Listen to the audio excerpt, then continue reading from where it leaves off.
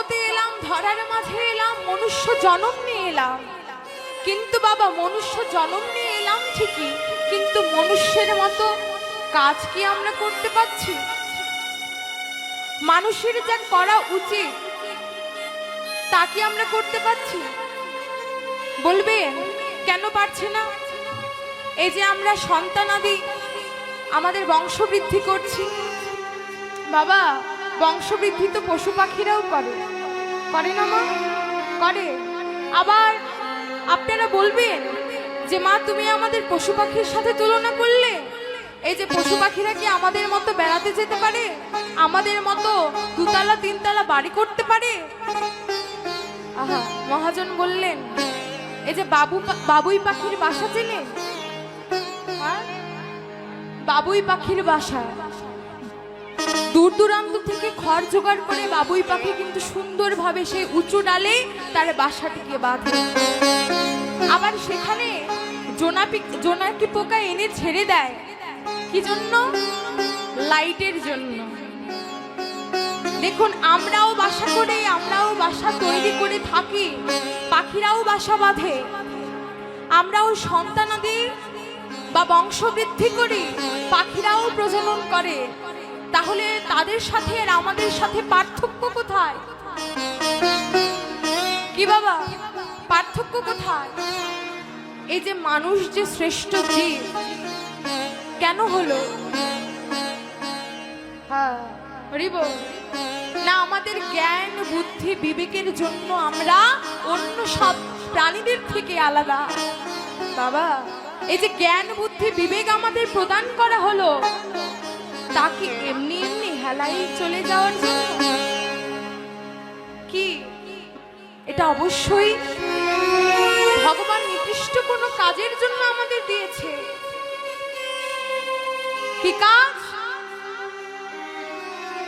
বাবারা বলবেন যে মা কি কাজের জন্য আমরা এসেছি আমরা সবাই জানি, কিন্তু করতে গেলে ওখানেই সমস্যাটা বাধে, তাই তো? বলে যে হরিনাম করতে হবে, এটা আমরা জানি, কিন্তু মা যখন করতে বসি তখন তো আর মন বসে না। যত চাই তবুও মন বসে না। শাস্ত্রে বললে যে তোমরা কৃষ্ণ নাম করছো, কৃষ্ণ নাম যেভাবেই শোনো না কেন কৃপা আছে, কিন্তু বাবা কেউ যদি একবার করার মতো করতে পারে, ওই যে বললেন না যে একবারে কৃষ্ণ নামে যত পাপ হরে, এই জীবের সাধ্য নাই তত পাপ করে। আমাদের সাধ্য নাই অত পাপ করি যদি সেই কৃষ্ণ নামটা বলার মতো বলা হয়। আহা বাবা, এই কলিযুগের মতো এত সহজ ভজ আর কখনো কোনোদিনও ছিল না। কেন? কারণ চৈতন্য চরিতামৃতে বললে যে অনর্পিত চরিঞ্জিরাত করুণা অবতীর্ণ কৌল সমর্পয়িত মুন্নত উজ্জ্বল রসা সভক্তি শ্রিয় হরি পুরাট সুন্দর দূতি কদম্ব সন্দীপিত সদা হৃদয় কন্দরে স্ফুরত বসচি নন্দন। অর্থাৎ যা কখনো কোনোদিনও অর্পণ করা হয়নি, যা কখনো কোনোদিনও এই ধরা মাঝে অর্পণ করা হয়নি, সেই অনর্পিত সম্পদ, সেই অনর্পিত সম্পদ আজ গৌরহরি নদিয়ার মাঝে সেই কলির জীবের মাঝে এসে কলির জীবের দ্বারে দ্বারে গিয়ে, কলির জীবের দ্বার প্রান্তে গিয়ে বলছে, ওরে কলির জীব, তোরা একবার এই সম্পদটাকে গ্রহণ কর। কেন? কেন? কারণ হরের নাম, হরের নাম, হরের নাম কেবল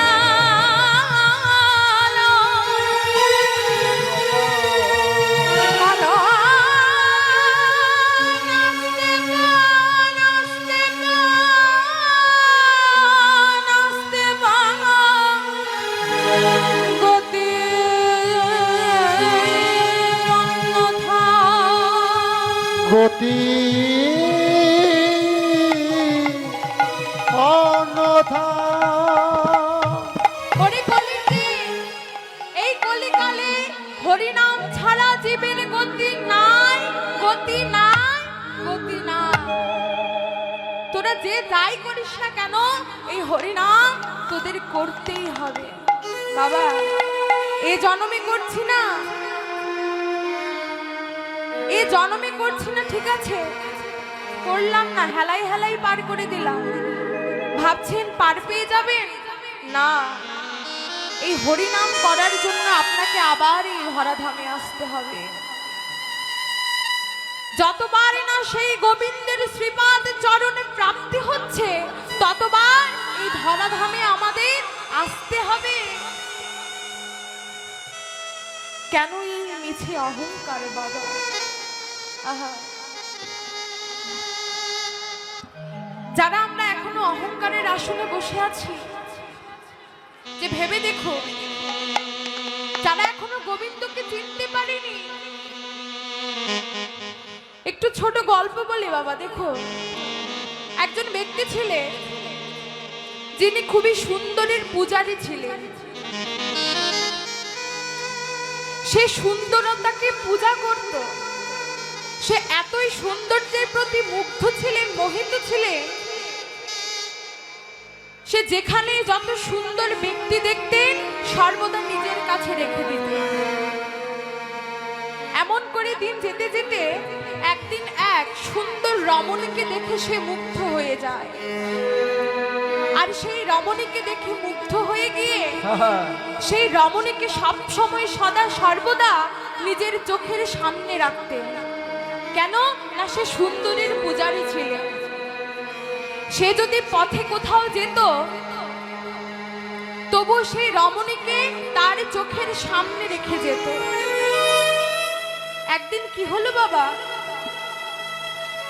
সে পথ দিয়ে একটি ঘোড়াতে করে যাচ্ছে।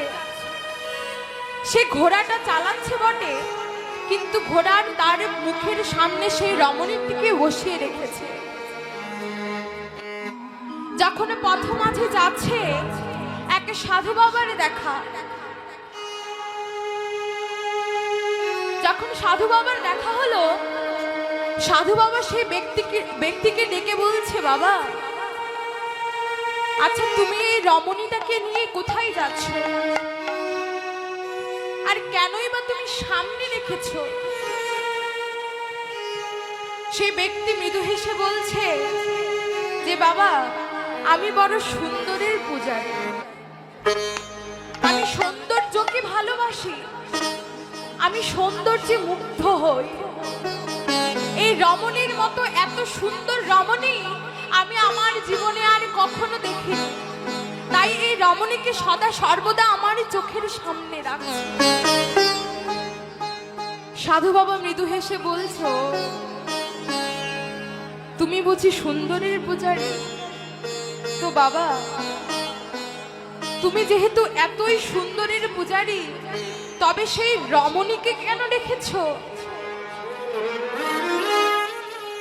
যে রমণীকে দেখার জন্য, যে রমণীর সৌন্দর্যে মুগ্ধ হয়ে তুমি রমণীকে সামনে রেখেছো, এর থেকে কয়েকশো হাজার গুণ বেশি সুন্দর মূর্তি আমি তোমাকে দেখাবো।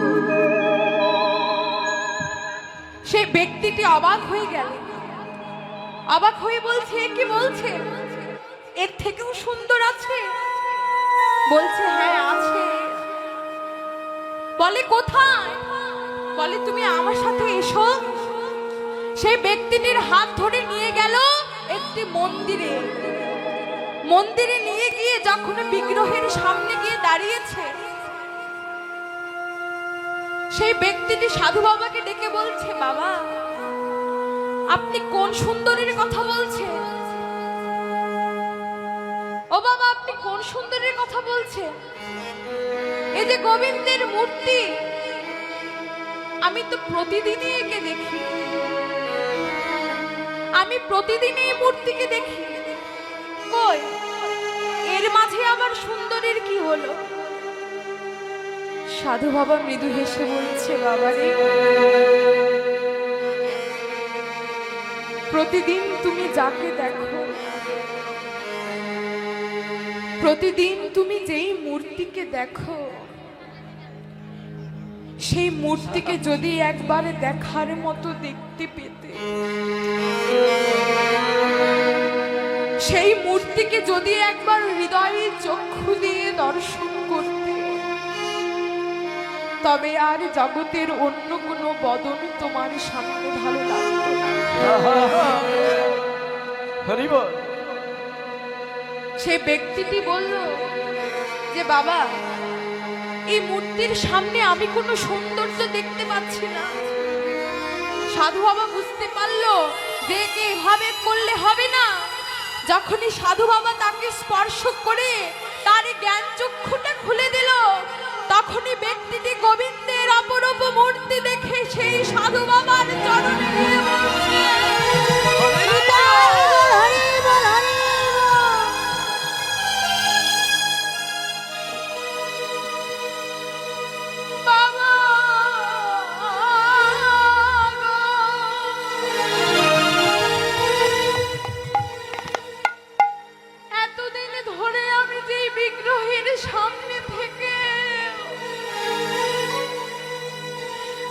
অপরূপ রূপের মানুষকে ছেড়ে আমি ধরা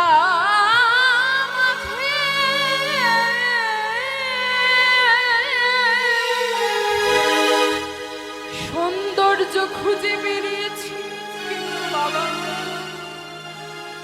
আমার নিজের ঘরে যে অপরূপ সৌন্দর্যের মানুষ রয়েছে, তা যদি আমি কখনো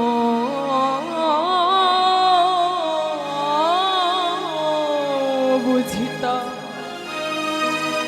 বাবা এই অপরূপ সৌন্দর্যের দেখা যদি আমি আরো অনেক আগে পেতাম, তবে তো আমি এই ধরা মাঝে আর কেঁদে কেঁদে বেড়াতাম না, এই ধরা মাঝে আর সৌন্দর্য খুঁজে বেড়াতাম না। সেদিন থেকে সেই ব্যক্তিটি সেই অপরূপ সৌন্দর্যের খোঁজ পেয়ে, সেদিন থেকে সেই ব্যক্তি সেই মন্দিরের বিগ্রহের সামনে সারাটি জীবন অতিবাহিত করে দিয়েছে। আরে বিগ্রহের সামনে গিয়ে দুটি নয়নের জলে ফেলে বলছে, হে গোবিন্দ, এতদিন আমি এই বিষয় সংসার নিয়ে ভুলেছিলাম,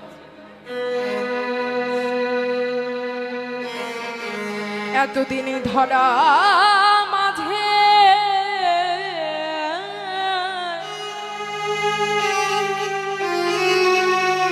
সুন্দর খুঁজতে খুঁজতে খুঁজতে খুঁজতে গোবিন্দ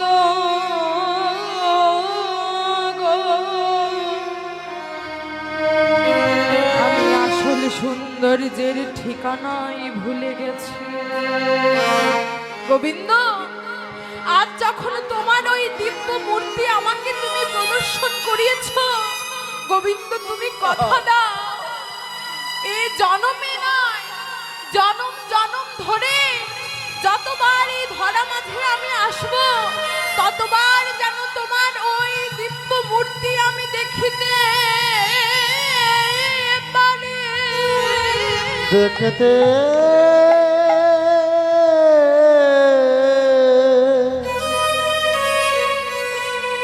পারি। আর কি করে জানো, যেন নয়ন জানে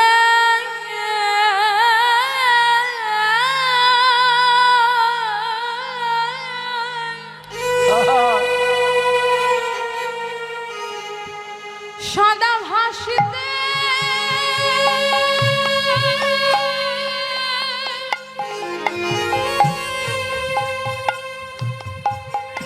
ভাসিতে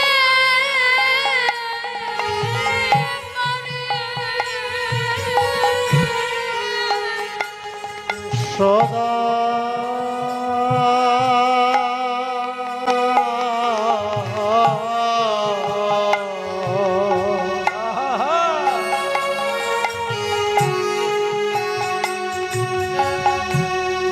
নয়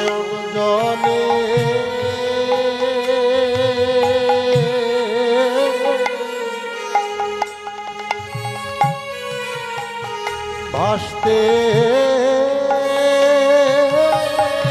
পারি।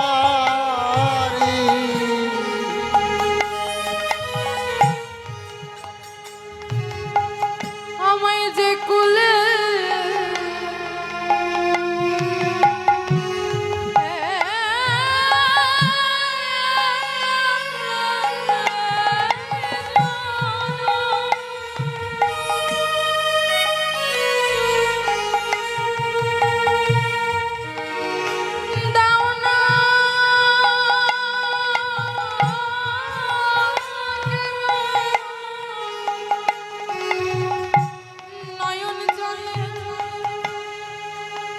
ভাসতে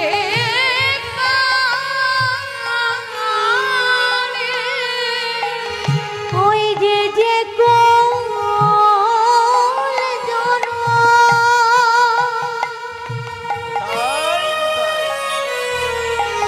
দেও না দয়া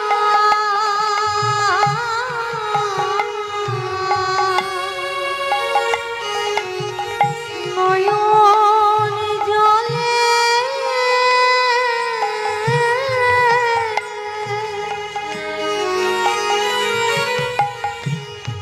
ভাসতে পারি।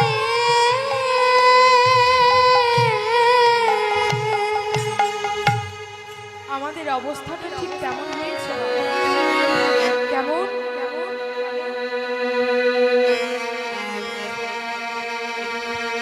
আমরা বাইরে গোবিন্দকে খুঁজি,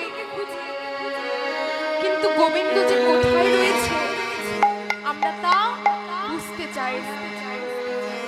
রবীন্দ্রনাথ বললেন না যে চেয়ে দেখো তোমরা বাইরে যাকে খুঁজছো তাকে একবার নিজের মধ্যে খুঁজে দেখো। রবীন্দ্রনাথ বলছে আমার হিয়ার মাঝে লুকিয়েছিল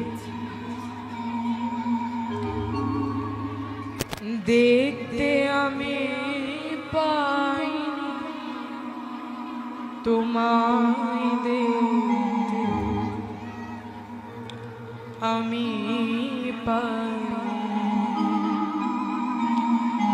আমার হিয়ার মাঝে লুকিয়েছি দেখতে আমি পাই তোমায়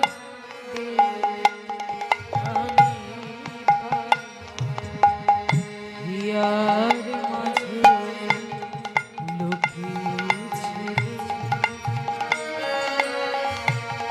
বাহির পানে চোখ মেলেছি বাহির পানে কি বলছে গোবিন্দ আমি তোমাকে বাইরে খুঁজেছি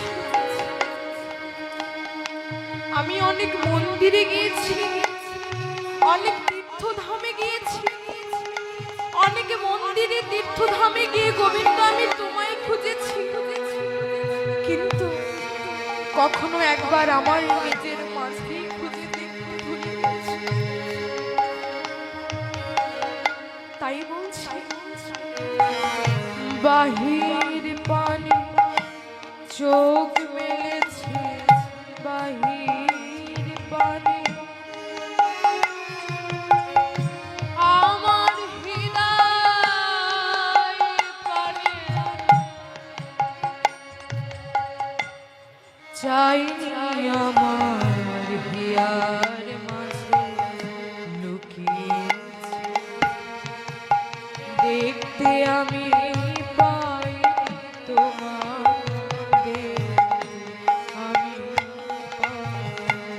আমার হিয়া মাঝে লুকিয়েছিলে দেখতে আমি পাইনি তোমাকে আমি পাইনি আমার সকল ভালোবাসা সকল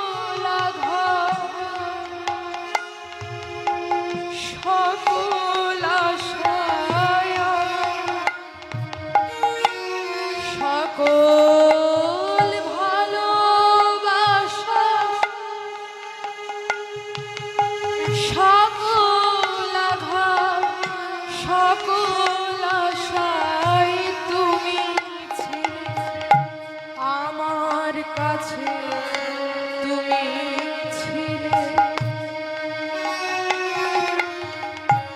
দেখো দেখো, এহ জাগতিক জগতে আমরা যত অন্যায় অত্যাচার যতই অবিচার করি না কেন বাবা, কখনো কোনোদিন গোবিন্দ কি আমাদেরকে ছেড়ে চলে গিয়েছে? কখনো কোনোদিনও বলেছে এই ধরাধামে থাকার যোগ্যতা তোমার নেই? কখনো বলেনি। তাই আজ রবীন্দ্রনাথ মিনতি জানিয়ে বলছে, হে প্রভু, আমার সকল ভালোবাসাই সকল আশা তুমি আমার পাশে ছিলে, কিন্তু প্রভু আমি এতই অধম, আমি এতই অধম, আমি এতই পাপী। তুমি আমার কাছে থাকা সত্ত্বেও আমি তোমার উপস্থিতিকে টের পাইনি, আমি তোমার কাছে কখনো থাকিনি প্রভু। আমার সকল ভালোবাসা সকল সকল আশায় তুমি ছিলে, আমার পাশে তুমি ছিলে। আমি তোমার কাছে যাইনি, আমার হিয়ার মাঝে লুকিয়েছি, দেখতে আমি পাই তোমায়, দেখতে আমি পাই। আমার হিয়া মাঝে লুকিয়েছিলে, দেখতে আমি পাই তোমায়, দেখতে আমি পাইনি। আমার হিয়া মাঝে লুকিয়েছিলে, দেখতে আমি পাইনি তোমায়, দেখতে আমি